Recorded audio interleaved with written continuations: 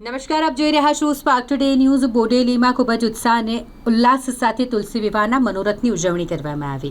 કારતક સુદ એકાદશી એટલે દેવઉઠી અગિયારસ અને આ દેવઉઠી અગિયારસના દિવસે તુલસીજીના લગ્ન ભગવાન વિષ્ણુ સાથે થયા।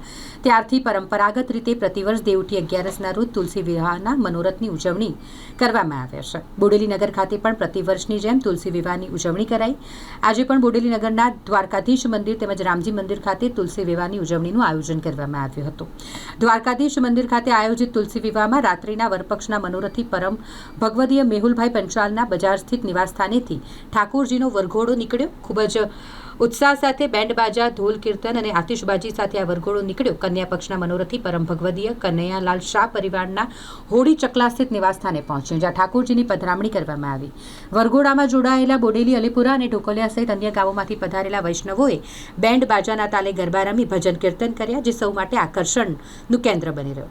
વરઘોડો બરોબર 11 કલાકે દ્વારકાધીશ મંદિરે પહોંચ્યો। કન્યા પક્ષ તેમજ મુસાળ પક્ષના મનોરથી પરમ ભગવદીય હેમંતકુમાર શાહ પરિવાર દ્વારા ઠાકોરજીનું પુષ્પવર્ષા સાથે ભવ્ય સ્વાગત કરવામાં આવ્યું અને મંદિરમાં પધરામણી થતાં સંપૂર્ણ શાસ્ત્રોક્ત વિધિ સાથે તુલસીજીને મનોરથી હેમંતભાઈ શાહ પરિવારના તુષારભાઈ શાહે લગ્ન મંડપમાં પધરાવી ઠાકોરજી સાથે શાસ્ત્રોક્ત વિધિ સાથે લગ્નનો મનોરથ પૂર્ણ થયો, જેના દર્શન કરી સૌ વૈષ્ણવો કૃતાર્થ થયા। આવી જ રીતે રામજી મંદિર ખાતે પણ તુલસી વિવાહની ઉજવણી સંપૂર્ણ શાસ્ત્રોક્ત વિધિ સાથે ખૂબ જ આનંદ ઉત્સાહ સાથે કરવામાં આવી।